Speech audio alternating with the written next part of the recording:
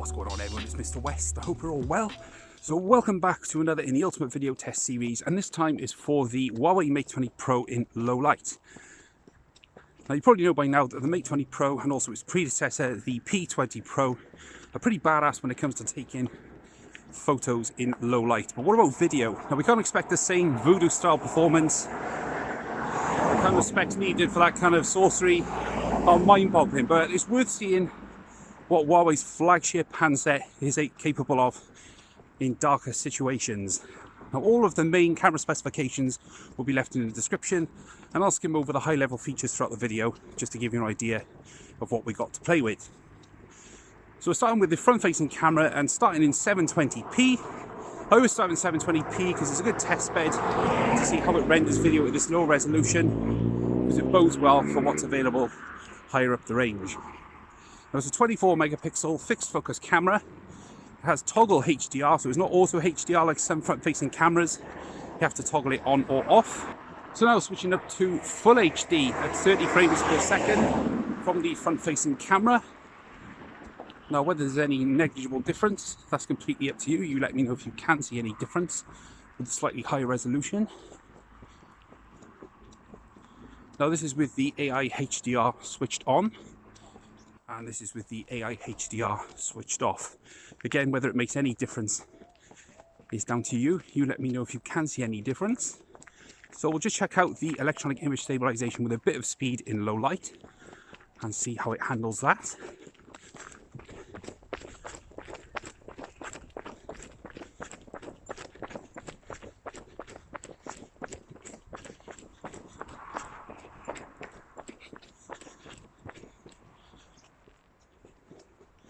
Now the EIS is pretty smooth. It's actually one of the better that I've seen on modern smartphones. It's really smooth and it does a good job of soaking up all of the bumps around you, which is great. Now there is one other resolution available on the Huawei Mate 20 Pro for the front facing camera. Now essentially it's full HD plus, and what it does, it just crops in the image just slightly and fills up the entire display. Now because I've formatted the video for modern smartphone displays, then there's no point me using that because it's going to be completely pointless, but there is that option available. So we're in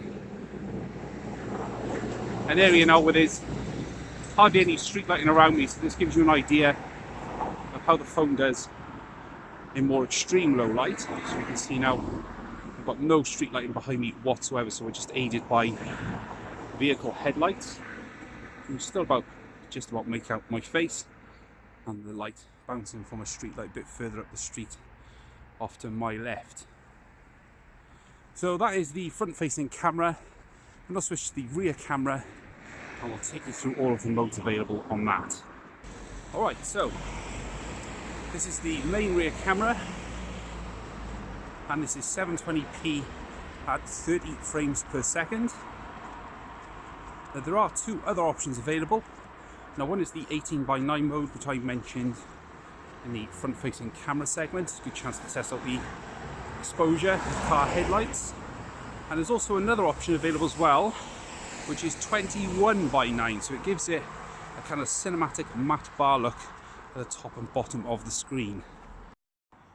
This is what that looks like. Now, like most modern smartphone cameras, the Mate 20 Pro doesn't have a native cinematic wide lens.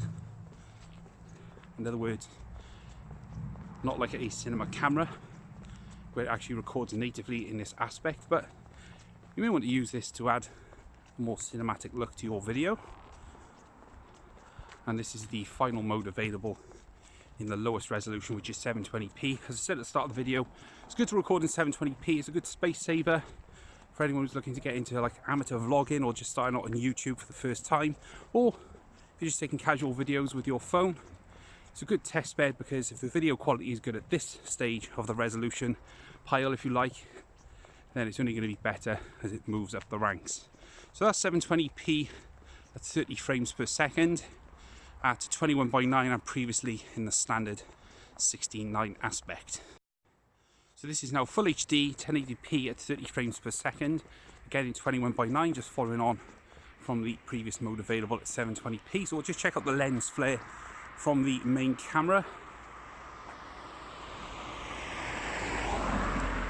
Obviously, with the size of the sensors, you do get some blowout, but not too bad. You kind of get a sort of a flower effect, sort of petals there you can see on the screen.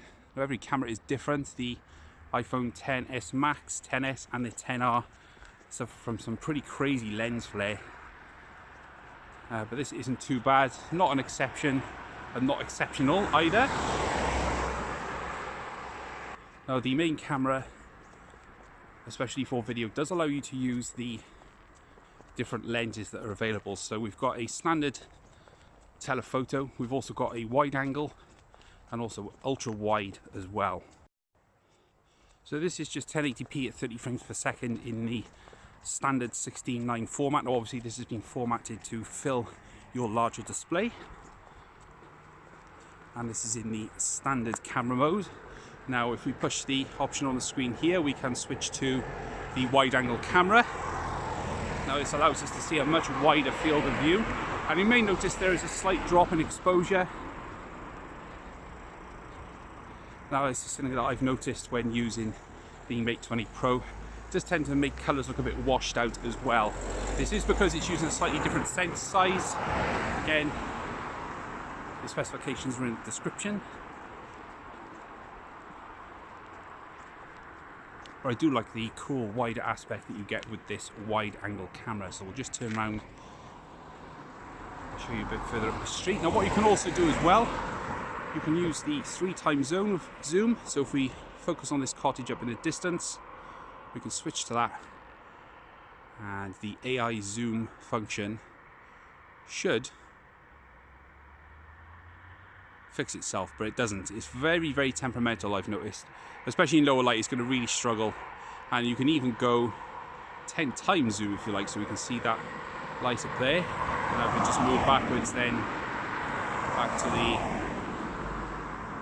standard lens and all the way back to the wide angle. So we'll just switch back to the standard camera, and what we'll do at this point, we'll check out the electronic image stabilization from the main rear camera and see how that works.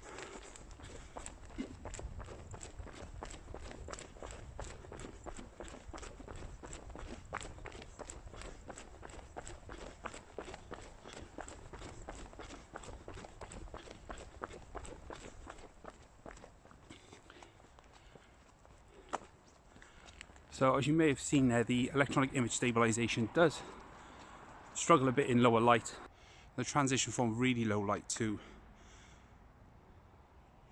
conditions where there is a bit of light available from street lamps, you can just see the choppy frames there where it's dropping frames. It's a good transition, handles that really well.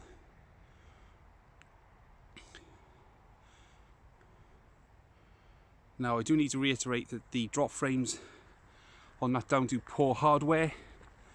It is all software based, and it's something that Huawei could easily nip and tuck with a couple of updates sooner down the line.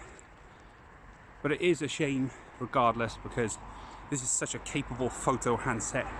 So it's a shame just to see a bit of choppiness in the video, because it does spoil the overall experience in my opinion. So that's 1080p at 30 frames per second. Alright, so now we're at 1080p at 60 frames per second.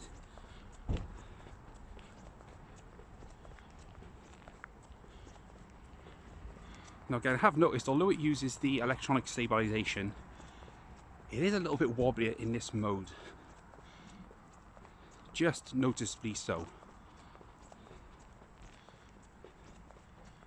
And there's a slight drop in exposure, not too much, but it is noticeable, which is part of the course for higher frame rate video. And again, we'll just see how smooth the motion is just moving the camera around. We'll just switch to the wide angle lens, and that's how it looks at 60 FPS. And I have recorded some segments in the car just to give you an idea of how it looks with faster moving objects. Okay, so that is 1080p at 60 frames per second. There's one further mode available, which is Full HD Plus. We've also seen the 21:9 already. Full HD Plus just basically fills up the entire display, but as the video's been formatted in that way, then there's no point in me showing you that. Just before I switch to 4K, you can see it's just struggling with focus a bit in this wide angle shot. It does right itself after a while, but that is something you need to bear in mind if you are thinking of buying this phone to use it for video.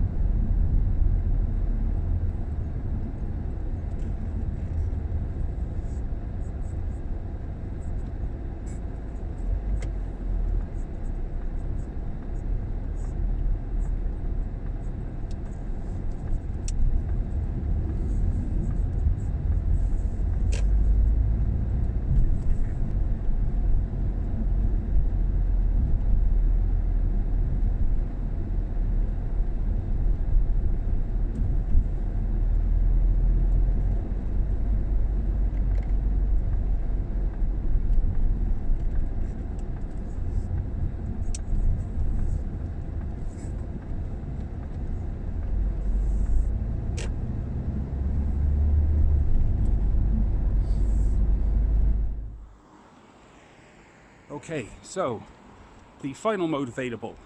So we're starting off with a wide angle camera, and this is at 4K at 30 frames per second. Now, although the Kirin 980 chipset is more than capable of doing it, the Mate 20 Pro isn't capable of recording at 4K at 60 frames per second, and that can't be enabled either using a third-party application, either using Open Camera or one of the many other camera apps available. So that is something you need to bear in mind. So moving into a section of much lower light, we were here earlier for the front-facing camera part.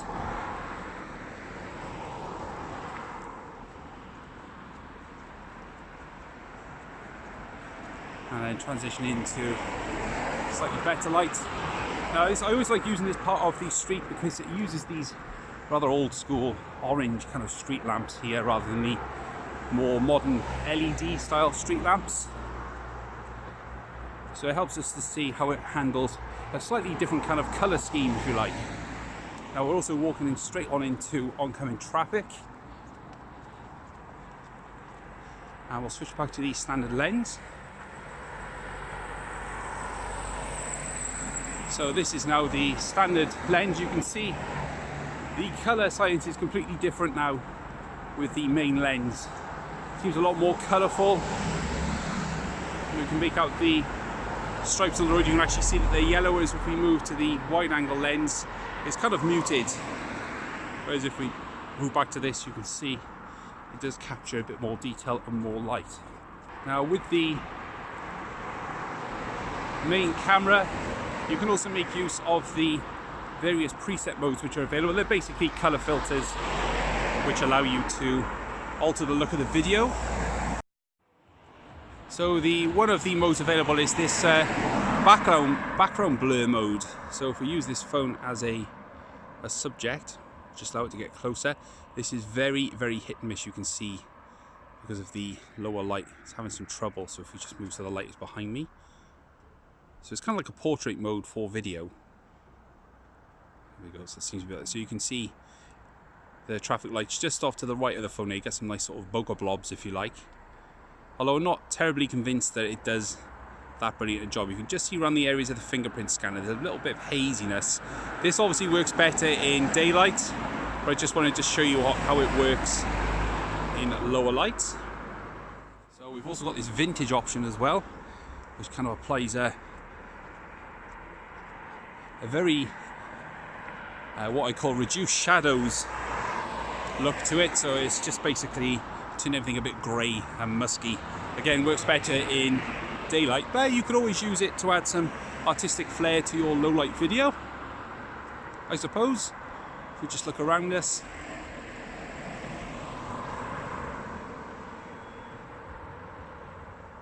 kind of like an oldie worldy theme, if you like. So we've then got suspense. There's not a whole lot of suspense going on at the moment, but it's kind of like a very washed out grayscale. There is a little bit of colour in there, just a bit, but not a great deal. Let's check out the ambulance station. So you can just about make out a bit of colour on the rapid response vehicle there just in front of me. And then we've got smooth colour. Doesn't make a huge deal of difference from the standard mode, to be perfectly honest. Even in daylight when I've tried it, it doesn't really add anything or make much of a difference. Personally, I think you're better off just using some post-processing editing to add colour, because some of these modes are a little bit superfluous in my opinion, but again, that's down to personal preference. You may find them useful, but I wanted to illustrate them in this video regardless. So what you can also do as well with the video mode is you can also use the flash. So this is with the flash off, and this is with the flash on. So it tends to concentrate the light on one particular area, as you know with normal flashes, but if you're in a really dark situation, it's something that you can use as a tool just to add a bit of flood of light to your subject or to your environment. So that is all of the camera modes available on the Mate 20 Pro from the main rear camera. Now there is a further function available which is called beauty mode, pretty much completely unusable in low light, unless you've got a really good light. So I won't demonstrate that here, but it is a mode that is available. So that is the end of the Huawei Mate 20 Pro low light video test. Personally, I think it does as well as its peers, the Galaxy Note 9, and also if you're into iOS, the XS Max and also the XR.